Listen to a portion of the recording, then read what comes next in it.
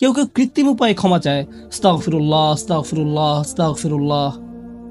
কারো কারো জন্য এটা এত নকল যে একবার আলী রাদিয়াল্লাহু তাআলা আনহু একজনকে এরূপ করতে দেখে বললেন, তোমার ইস্তেগফারেরও ইস্তেগফার প্রয়োজন, এর মাধ্যমে শুধু জিহ্বার ব্যায়ামই হয়, আর কিছু না। আমি এখন আপনাদের এমন একটি বিষয়ের কথা বলবো যা আমাদেরকে আল্লাহর নিকট ক্ষমা চাওয়া থেকে বিরত রাখে। বিষয়টা একজনের কাছে কতটুকু প্রত্যাশা করা হয় তার সাথে সম্পর্কযুক্ত। কিছু কিছু মানুষ মনে মনে এই সিদ্ধান্ত উপনীত হয়ে যায় যে আমি সারা জীবন ধরে অসংখ্য পাপে নিমজ্জিত ছিলাম, আল্লাহ মনে হয় আমাকে খুব একটা পছন্দ করেন না। কোনো কোনো মানুষ এমনকি এতদূর পর্যন্ত চলে যায় যে বলে ওঠে, আল্লাহ আমাকে পছন্দ করেন না, আল্লাহ আমার উপর খুবই রাগান্বিত। আমি জানতাম আল্লাহ এই কাজগুলো আমাকে করতে নিষেধ করেছেন, কিন্তু তারপরও আমি করেছি। শুধু একবার নয়, বহুবার এই খারাপ কাজগুলো করেছি। সুতরাং আল্লাহর ভালো মানুষের তালিকায় আমি নেই, আমার নামাজের কোনো দাম নেই। মানুষ যখন নিজের সম্পর্কে এইরকম ধারণা পোষণ করে তখন সে কি করে জানেন? আমি তো খুবই খারাপ মানুষ। আপনি কি আমার জন্য একটু দোয়া করতে পারবেন? কারণ আমি ইতোমধ্যে দোয়া করার যোগ্যতা হারিয়ে ফেলেছি। এখন আপনাকে আমার জন্য দোয়া করতে হবে, কারণ আমি আশা করছি আল্লাহ অন্তত আপনার দোয়া কবুল করবেন। এটা হয়তো আমার একটা সুযোগ তৈরি হতে পারে, কারণ আমার কথা তিনি শুনবেন না। আপনাদেরকে আবার একটু পিছনে নিয়ে যাই। নূহ আলাইহিসসালাম কাদের কাছে আল্লাহর নিকট ক্ষমা চাওয়ার এই প্রস্তাব তুলে ধরেছিলেন?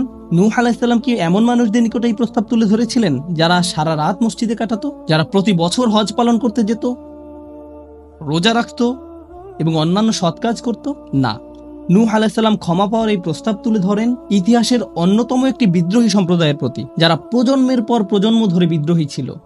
তিনি তাদের বলেন, তোমরা যদি শুধু ক্ষমা চাও, আল্লাহ শুধু তোমাদের ক্ষমা করবেন তাই নয়, বরং তিনি তোমাদের জন্য আকাশের ধনভাণ্ডার খুলে দেবেন। নিজের সম্পর্কে এমন বলবেন না যে আমি অনেক দূরে হারিয়ে গেছি, যদি কিছু হয় তা হবে আমার মায়ের দোয়াতে বা অন্য কারো দোয়াতে। আপনার মনের এমন অবস্থার সুযোগ গ্রহণ করে শয়তান, মানুষের মনের হতাশাজনক পরিস্থিতির সুযোগ গ্রহণ করে শয়তান, আর এর মাধ্যমে তাকে শিরকে নিমজ্জিত করে। এই হতাশা শিরকের একটি দরজা।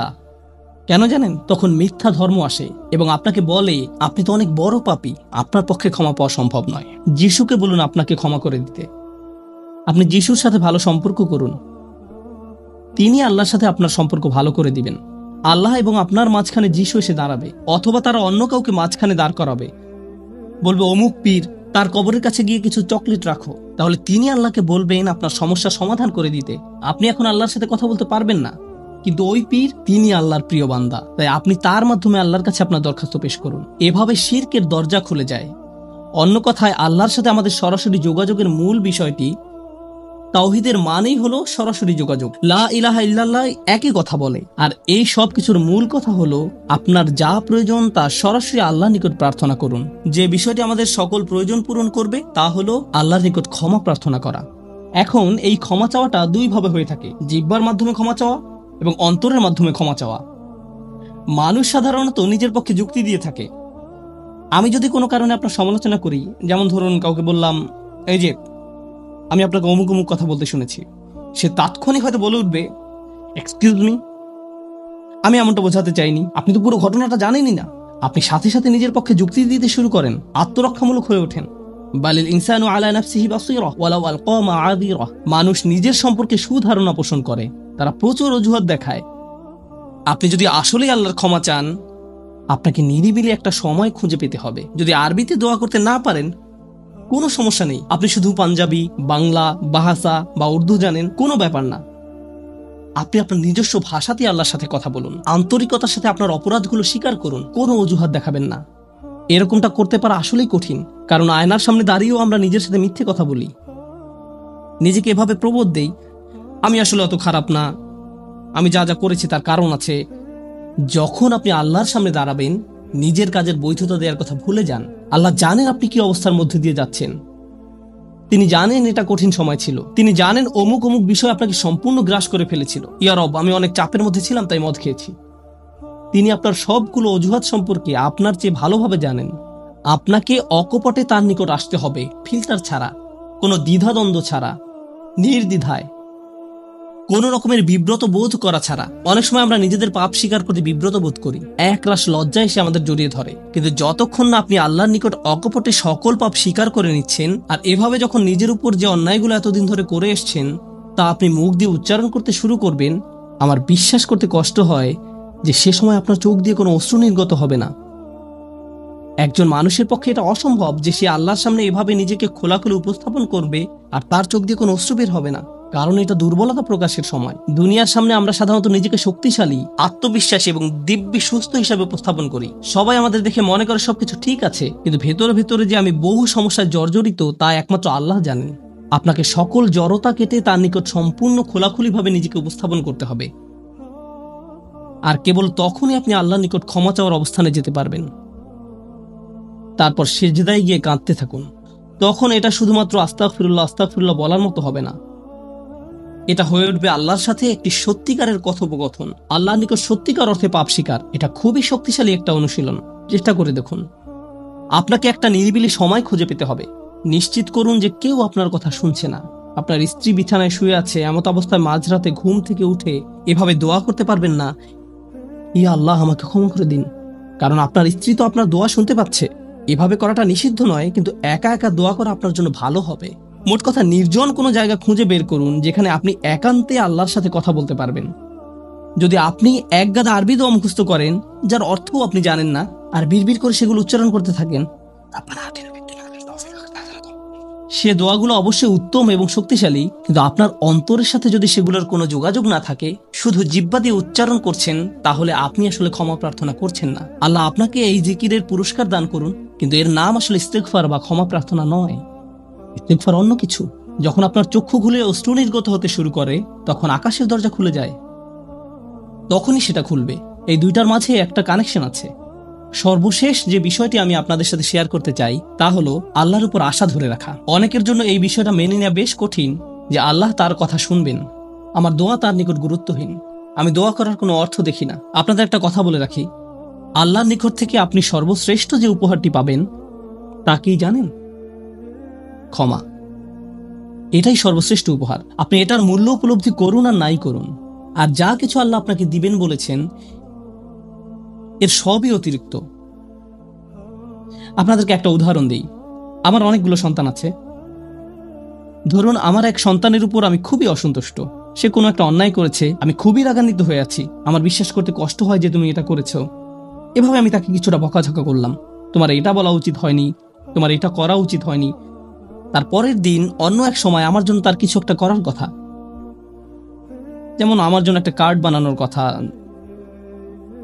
যাতে লেখা থাকবে বাবা আমি তোমাকে ভালোবাসি।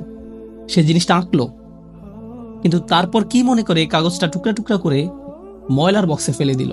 এটা দেখে তার অন্য ভাই বলল, তুমি এটা ফেলে দিলে কেন? জবাবে সে বলল, বাবা আমার উপর খুবই রাগান্বিত, তিনি এটার প্রতি কোনো গুরুত্ব দিবেন বলে মনে হয় না। আমি যদি জানতাম যে সে বিষয়টাকে এভাবে দেখছে, তাহলে আমি কি করতাম? আমি কি এভাবে বলতাম যে হ্যাঁ ফেলে দাও? না, বরং আমি আবেগে কেঁদে ফেলতাম, কিভাবে তুমি ভাবতে পারলে যে আমি তোমাকে আর ভালোবাসি না? হ্যাঁ তুমি অন্যায় করেছো, তুমি ভুল করেছো, কিন্তু তুমি এখনো আমার সন্তান। তুমি 1000 বার ভুল করলেও আমি তোমাকে ভালোবাসবো। আমাকে ওই কার্ডটি দাও, আমি সেটা ফ্রেমে বাঁধিয়ে রাখবো, ময়লার বাক্স থেকে নিয়ে গ্লাসে আটকিয়ে রাখবো, সারা জীবন ধরে যত্ন করে রাখবো। কেন? কারণ আমি আমার সন্তানদের ভালোবাসি, তারা যতই ভুল করুক না কেন, এমনকি যদি তাদের আচরণ আমাকে রাগান্বিতও করে। এটা শুধু আমি এবং আমার সন্তানদের সম্পর্ক। কিন্তু আমি আমার আর সন্তানদের নিয়ে কথা বলছি না। এই উদাহরণের মাধ্যমে আমি কথা বলছি আমার এবং আল্লাহর সম্পর্ক নিয়ে। আমি ভুল করি, আল্লাহ এমনকি আমাকে বকাঝকাও করেন না। আমি ভুল করার কারণে তিনি আমার উপর বজ্রপাত করেননি, তিনি আমাকে জাহান্নামে নিক্ষেপ করেননি, তিনি আমার হার্টবিট বন্ধ করে দেননি। যখনই আমি মিথ্যে বলি, আমি বোবা হয়ে যাই না। প্রতিবার হারাম কিছু খেয়ে ফেলার কারণে আমার হাত অবশ হয়ে যায় না, হারাম কিছুর দিকে তাকানোর কারণে আমি অন্ধ হয়ে যাইনি। তিনি এখনো দিয়েই যাচ্ছেন। আর আমি কিনা চিন্তা করতে শুরু করলাম যে আল্লাহ আমাকে আর ভালোবাসেন না। আল্লাহর সাথে আমার সম্পর্ক একসময় ভালো ছিল, কিন্তু এখন যেহেতু আমি খারাপ হয়ে গিয়েছি, তাই ভালোবাসাও এখন হারিয়ে গেছে। তাহলে দোয়া করার কি অর্থ আছে? মনে রাখুন, আল্লাহর মতো কেউ আপনাকে ভালোবাসে না। আমি আমার সন্তান বা পিতামাতার প্রতি যে ভালোবাসা প্রদর্শন করি তা আল্লাহ তাআলা আমার ভেতরে দিয়েছেন। আমরা এমনি এমনি কাউকে ভালোবাসতে সক্ষম নই। ভালোবাসা আল্লাহর পক্ষ থেকে একটি উপহার। যদি আল্লাহর দুইটি সৃষ্টির মাঝে ভালোবাসা এত দৃঢ় হয়, আমাদের পক্ষে কল্পনাও করা সম্ভব নয় যে আমাদের জন্য আল্লাহর ভালোবাসা কত প্রগাঢ়, যে আমাদের জন্য আল্লাহর ভালোবাসা কত গভীর। কেউ এর বিপরীত বললে তার কথায় কান দিবেন না। একমাত্র যে মনে করে আল্লাহ তাকে ঘৃণা করে, তার কোনো আর আশা নেই, সে হলো শয়তান। সে এটা বিশ্বাস করে। তার ক্ষমা চাওয়ার কোনো কারণ নেই, কারণ তার সকল আশা হারিয়ে গেছে আর সে নিজের সম্পর্কে এটা মেনে নিয়েছে। এখন আপনি যদি নিজের সম্পর্কে এরকম মনে করেন, তাহলে কার পথ আপনি অনুসরণ করছেন? একবার চিন্তা করে দেখুন, যদি আদম আলাইহিস সালাম জান্নাতে থাকা অবস্থায়, আর জান্নাতের চেয়ে উত্তম কোনো জায়গা তো আর আপনার পক্ষে থাকা সম্ভব নয়, তারপর তিনি একটি ভুল করলেন আর আল্লাহ আজ্জা ওয়া জাল্লা তাকে দুনিয়াতে পাঠিয়ে দিলেন। এখন আদম আলাইহিস সালাম যদি এরকম চিন্তা করতেন, আমার এত বড় একটা ডিমোশন হয়ে গেল, আমি কিভাবে আল্লাহর সাথে আবার কথা বলবো, আমি তাকে এত হতাশ করার পর কিভাবে কথা বলবো? কিন্তু আল্লাহ তাকে শিখিয়ে দিলেন কি করতে হবে, কিভাবে তার অন্তর আবার ঠিক করতে হবে। রব্বানা যালামনা আনফুসানা ওয়া ইল্লাম তাগফির লানা ওয়া তারহামনা লানাকুনান্না মিনাল খাসিরিন। জান্নাতের তুলনায় দুনিয়া তো কিছুই না। তিনি জান্নাত থেকে দুনিয়ায় এলেন, এত দূর নেমে আসা সত্ত্বেও এখনো তিনি আল্লাহর নিকটেই আছেন। এই শব্দগুলোই আল্লাহর সাথে তার সম্পর্ক আবার জুড়ে দিল। দোয়ার উপর আস্থা হারাবেন না। এত দূর নেমে আসা সত্ত্বেও এখনো তিনি আল্লাহর নিকটেই আছেন। আন্তরিকভাবে আল্লাহর কাছে কিভাবে দোয়া করবেন তার প্রস্তুতি এখনই শুরু করুন। মনে রাখুন, আল্লাহ আপনাদের সবার দোয়া শুনবেন। উজিবু দাওয়াতাদ দাঈ ইযা দাআন, এই ঘোষণাটি রমজান মাসের। আমি আহ্বানকারীটাকে সাড়া দেই যখন সে আমাকে ডাকে। এটা আল্লাহর অঙ্গীকার। আর আমি আপনি 1 নম্বর যে দোয়াটি করব তা হলো ক্ষমা চাওয়ার দোয়া। আল্লাহ আমাদেরকে এমন মানুষে পরিণত করুন যারা সত্যিকার অর্থে ক্ষমা চায়। আল্লাহ আমাদের অন্তরে তার নিকট ক্ষমা প্রার্থনা করার তীব্র ব্যাকুলতা তৈরি করে দিন। আল্লাহ আমাদের অন্তরকে এমন নরম করে দিন যেন আমাদের চোখ দিয়ে অশ্রু নেমে আসে। আমরা যারা তার নিকট ক্ষমা প্রার্থনা করি, আমাদের সবার জন্য আল্লাহ আজ্জা ওয়া জাল্লা তার রিজিকের দরজা খুলে দিন। সর্বশেষ একটা বিষয় মনে করিয়ে দিতে চাই যে আল্লাহ আজ্জা ওয়া জাল্লা অনেক পথভ্রষ্ট জাতিকে ধ্বংস করা থেকে বিরত থাকেন। কেন জানেন? কারণ সেখানে এমন মানুষ রয়েছে যারা আল্লাহ নিকট ক্ষমা চায়। শুধু তাদের মাঝে এমন কিছু মানুষ রয়েছে যারা এখনো আল্লাহ নিকট ক্ষমা প্রার্থনা করে। তাদের কারণেই আল্লাহ গোটা জাতিকে আর ধ্বংস করেন না। ইস্তিগফার করা মানুষে পরিণত হন। আল্লাহ আমাদের সবাইকে রক্ষা করুন।